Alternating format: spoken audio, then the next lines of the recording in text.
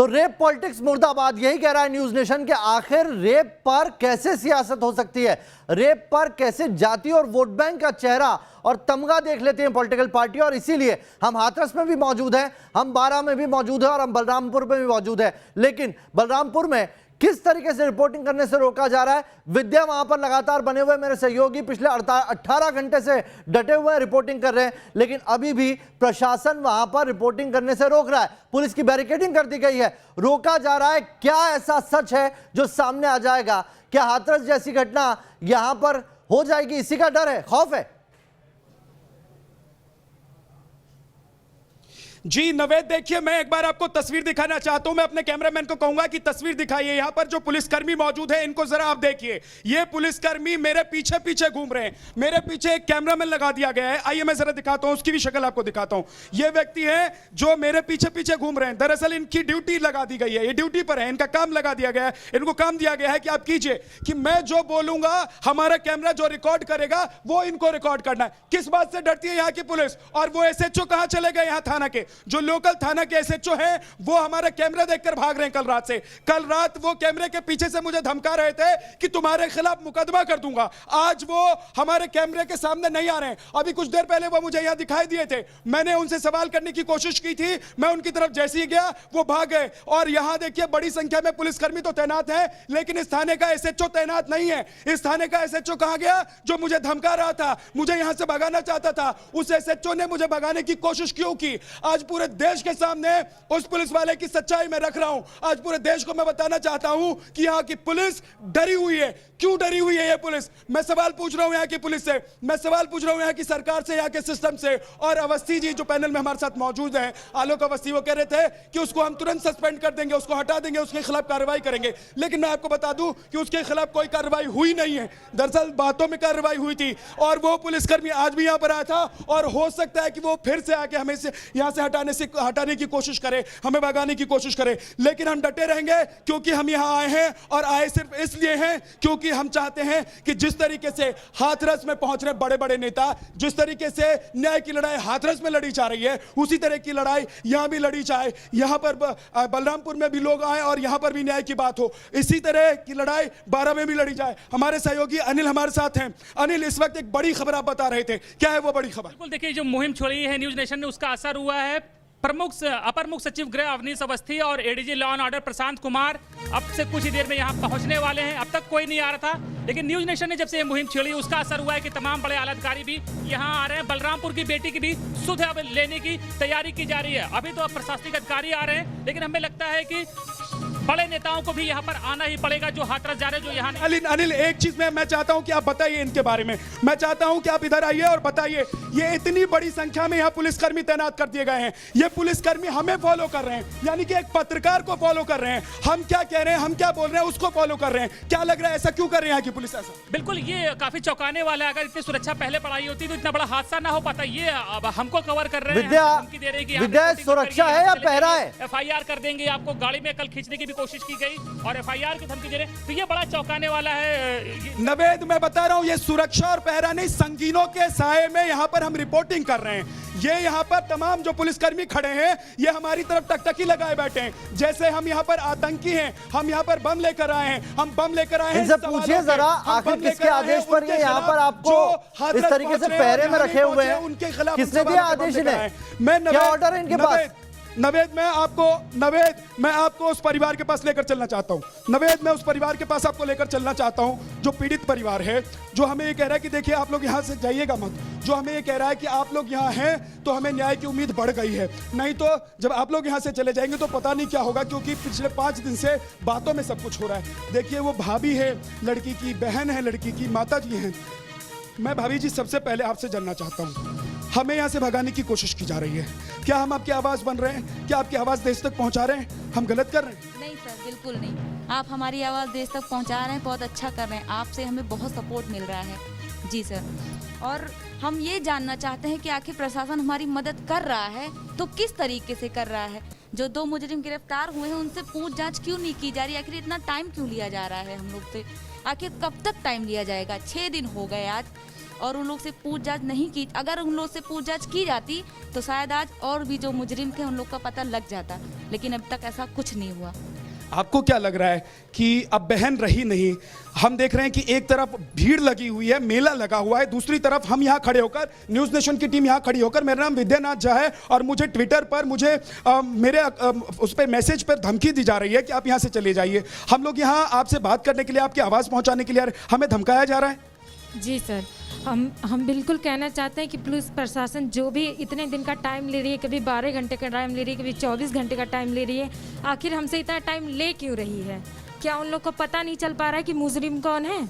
जो मेन मुजरिम है उसमें शाहिद, उसको उससे क्यों नहीं टॉर्चर करके? यही दिक्कत हो रही है। देखिए, मैं आपको थोड़ा सा रोक रहा हूं, लेकिन मैं अपने दर्शकों को बता रहा हूं, यही दिक्कत हो रही है। ये पीड़ित परिवार जिस लड़के का नाम ले रहा है उसी का नाम मैं कल से ले रहा हूं, वही साहिल, वही शाहिद, और इसीलिए यहां के लोगों को दिक्कत हो रही है जो मुझे यहां से भगाना चाहते हैं। कुछ लोग मुझे चाहते हैं कि मैं यहां रहूं। वो कौन लोग हैं जो लड़की के साथ खड़े हैं? वो कौन लोग हैं जो परिवार के साथ खड़े हैं? वो कौन लोग हैं जो चाहते हैं कि बलरामपुर की बेटी को भी न्याय मिले? वो कौन लोग हैं जो हाथरस की तरह चाहते हैं कि यहां पर भी लोग आए और न्याय की मांग करें, यहां पर भी लोगों की लाइन लगे, लेकिन लोग आ नहीं रहे? अब आप अपनी बात कंप्लीट कीजिए। और ये क्या शाहिद और साहिल का नाम लेना गुनाह है क्या?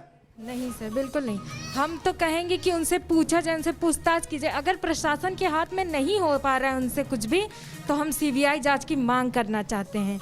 इस केस को सीबीआई जांच तक पहुंचाना चाहते हैं। अगर पुलिस प्रशासन कुछ नहीं कर पा रही है, उनसे ये नहीं पता कर पा रही है कि और मुजरिम कौन है, तो हमारी रिक्वेस्ट है कि ये सीबीआई जांच तक ये केस जाए। हमें पता लगा है कि आप लोगों को कुछ मुआवजा दिया गया है और मुआवजा देने के बाद आप लोगों से ये कह दिया गया है कि भाई अब सारी चीज़ें ठीक हैं, अब आप घर में रहिए। जैसा कि हम लोग यहाँ पहुँच रहे हैं, रिपोर्टर पहुँच रहे हैं, हमारी टीम यहाँ पर मौजूद है कल से, हमसे भी आप लोगों को बात करने से रोका जा रहा है, आप लोगों पर निगरानी रखी जा रही है, वीडियोग्राफी की जा रही है। जी बिल्कुल भी ऐसे तो हमें पता नहीं था कि ऐसा कर रहे हैं पुलिस वाले, लेकिन आपसे बात करके, आपकी मीडिया से बात करके हमें लग रहा है कि हमारी बात देश तक पहुंचाई जा रही है। और हम लोग की यही रिक्वेस्ट है कि उन लोग से पूछा जाए कि और मुजरिम कौन है। अगर उन लोग से नहीं हो पा रहा है तो ये केस सीबीआई जांच तक पहुंचाई जाए। अब सीबीआई जांच की मांग कर रहे हैं। देखिए, बड़ी बात है, ये पीड़ित परिवार है, ये सीबीआई जांच की मांग कर रहा है। मैं आपको बता दूं कि हाथरस के मामले में खुद सरकार ने सीबीआई जांच की सिफारिश की है। यहां पर पीड़ित परिवार है, ये बहन है, उस बिटिया की बहन है जिस बिटिया को हम खो चुके हैं और दरिंदों के हाथों खो चुके हैं। मैं नवेद बताऊं आपको कि आपको याद होगा कि दिल्ली में निर्भया कांड हुआ था, ठीक वैसा ही कांड यहां पर बलरामपुर में हुआ है, लेकिन अभी तक सीबीआई जांच की मांग यहां तो हो रही है, लेकिन एक और जगह हो रही है। आपको बता दें कि प्रशासन किस तरीके से काम करता है। बेटियों के साथ बलात्कार होते हैं, लेकिन प्रशासन सब जगह का एक होता है, सरकारें बदल जाती है लेकिन चेहरे नहीं बदलते। सबीना का रुख करूंगा, 12 में मौजूद है सबीना। बलरामपुर में सीबीआई जांच की मांग की जा रही है। अवनीश अवस्थी थोड़ी देर में वहां पहुंचेंगे, लेकिन 12 का क्या हाल है? क्या वहां पर कोई सरकारी नुमाइंदा अभी तक पहुंचा है? नहीं, बिल्कुल नहीं नवेद, 12 का हाल बुरा हाल है। 12 की बेटियों को इंसाफ दिलाने के लिए सिर्फ न्यूज नेशन की टीम इस वक्त यहाँ पर डटी हुई है। 12 की बेटियों की सुध लेने वाला कोई नहीं है। कम से कम उत्तर प्रदेश में वो हलचल तो नजर आ रही है जनप्रतिनिधियों के जरिए, लेकिन यहाँ पर अफसोसनाक तस्वीर यह है कि 12 की वो बेटी मेरे साथ मौजूद है जिसके साथ 1 महीने तक दरिंदगी की इंतहा को पार किया जाता रहा, जो कि एसएचओ जितेंद्र कुमार के साथ सामने आई, अपनी दर्द की कहानी बयां करी, परिवार ने दर्द की कहानी बयां की, लेकिन वहां से जवाब आता है कि आपका गुलाम हूं, कहां से ढूंढ कर लाऊं आपकी बेटी, क्या मिट्टी की बेटी बना दूं? सोचिए कितने ये ऐसे शब्द हैं जिनकी निंदा नहीं, जिनकी कड़ी कार्रवाई होनी चाहिए ऐसे एसएचओ जितेंद्र कुमार पर, लेकिन सरकार सो रही है, पुलिस आपको दूर दूर तक नजर नहीं आएगी। 12 की बेटी को न्यूज नेशन पर भरोसा है और हमें अब ये भरोसा इसको दिलाना है कि एक्शन इस पूरे मामले को लेकर होगा। बेटा जल्द बताओ कि अब क्या इंसाफ चाहिए, क्योंकि वो आरोपी तो घूम रहे हैं, वो दोनों आरोपी घूम रहे हैं। आप मुझे बता रही थी आपको अपने गांव जाना है, घर जाना है। हाँ, मुझे अपने घर पे जाना है, मन करता है अपने गांव जाने का, घर जाने का, लेकिन उनकी धमकियों से डर रहे हैं, इसलिए गांव नहीं जा रहे हैं। हमें इंसाफ चाहिए, उनको गिरफ्तार कीजिए और फांसी की सजा दिलवाइए। सीएम अशोक गहलोत साहब, अब तो सुन लीजिए, 12 की बेटी कह रही है अपने घर जाना है, गांव जाना है। पिछले 2 महीने से वो नहीं गई है। हमारे साथ बीजेपी के पूर्व विधायक जो यहाँ से रह चुके हैं वो भी मौजूद है। इमरान जी, 12 की बेटी आपके सामने है सर, वो कह रही है उसे गांव जाना है, अपने घर वापस जाना है, आरोपी घूम रहे हैं वहां पर।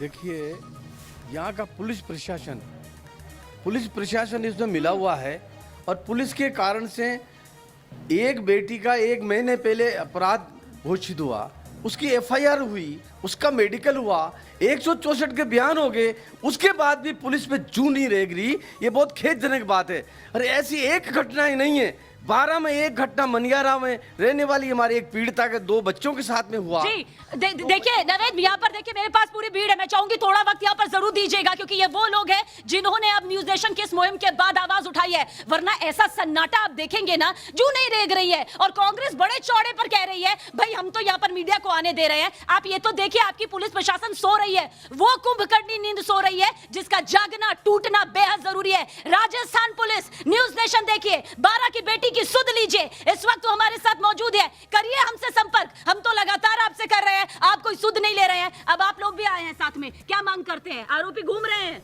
आरोपी घूम रहे हैं। हम यही मांग करते हैं कि जल्द से जल्द उनको पकड़ के उनको फांसी की सजा दी जाए। आज 12 की बेटियों की अस्मिता के साथ जो दरिंदगी हुई है, खेल हुआ है, उसको खत्म किया जाए। लगातार बढ़ते आप मामले देख रहे हैं। आज मैं प्रशासन को ये बोलना चाहूंगी कि आप लोग सो क्यों रहे हैं। बिल्कुल, लाल सिंह जी भी मेरे साथ में है, मेरे सहयोगी। देखिए उनसे ही संपर्क किया इन बेटियों ने, क्योंकि कल लाल सिंह जी और हम तो पूरे टाइम रहे। तो बार-बार यही कहा जा रहा है सबीना, बार-बार यही कहा जा रहा है न्यूज नेशन के लिए रेप है। न्यूज नेशन के लिए 12 भी एक घटना है, न्यूज नेशन के लिए बलरामपुर भी एक घटना है और न्यूज नेशन के लिए हाथरस भी एक घटना है। अब 12 की बेटी कह रही है न्यूज नेशन से बात करते हुए कि राहुल गांधी और प्रियंका गांधी यहां आए, हमारा भी दर्द सुने, हम भी उनकी बेटी जैसी हैं। एक छोटा सा ब्रेक ले रहे हैं, ये बड़ी कवरेज लगातार जारी है। तो बड़ी खबर बताते हैं आपको, न्यूज नेशन की मुहिम का बहुत बड़ा असर हुआ है। एसीएस होम अवनीश अवस्थी आज बलरामपुर जाएंगे, जो खबर निकल के आ रही थी। और साथ ही यह भी जानकारी मिल रही है कि ADG law and order Prashant Kumar भी उनके साथ होंगे। यानी कि अभी तक जिस बलरामपुर की किसी ने सुध नहीं ली, न्यूज नेशन पिछले 18 घंटे से वहां पर डटा हुआ। हम लगातार वहां से रिपोर्टिंग कर रहे हैं। मेरे सहयोगी विद्या को धमकी मिली, फिर भी वो डटे हुए हैं। और इसी का नतीजा देखिए आप, सीएम ने निर्देश जारी कर दिए हैं। सीएम योगी आदित्यनाथ के निर्देश पर अब दोपहर 12:30 बजे का वक्त बताया जा रहा है, जब अवनीश अवस्थी और ADG law and order Prashant Kumar Balrampur पहुंचेंगे। वहां पर क्या स्थिति है ये जानने के लिए पहुंचेंगे, क्योंकि लगातार वहां पर भी प्रशासन का रवैया वही था। पीड़ित परिवार खौफजदा था, लेकिन वहां किसी ने पहुंचने की जहमत नहीं उठाई। वहां किसी पॉलिटिकल पार्टी को अपना वोट बैंक नहीं दिखा, लेकिन न्यूज नेशन को वहां पर रेप की विक्टिम दिखी। न्यूज नेशन के लिए वहां पर सिर्फ एक खबर थी, इसीलिए न्यूज नेशन की टीम वहां पहुंची। लेकिन देखिए 18 घंटे का असर है ये, और खबर का बड़ा असर हुआ है। न्यूज नेशन की खबर का असर है कि मुख्यमंत्री ने खुद निर्देश जारी किए हैं बलरामपुर वाली घटना मामले में। और अब यह जानकारी निकल के आ रही है कि वहां पर अवनीश अवस्थी और प्रशांत कुमार पहुंच रहे हैं। लेकिन हम रुके नहीं है, हम थके नहीं है, और हम तब तक डटे रहेंगे जब तक इस मामले में सीबीआई की जांच नहीं आ जाती, क्योंकि पीड़ित परिवार अब भी यही कह रहा है कि उन्हें सीबीआई पर ही यकीन है। एक छोटा सा ब्रेक ले रहे हैं, बड़ी खबर जारी है।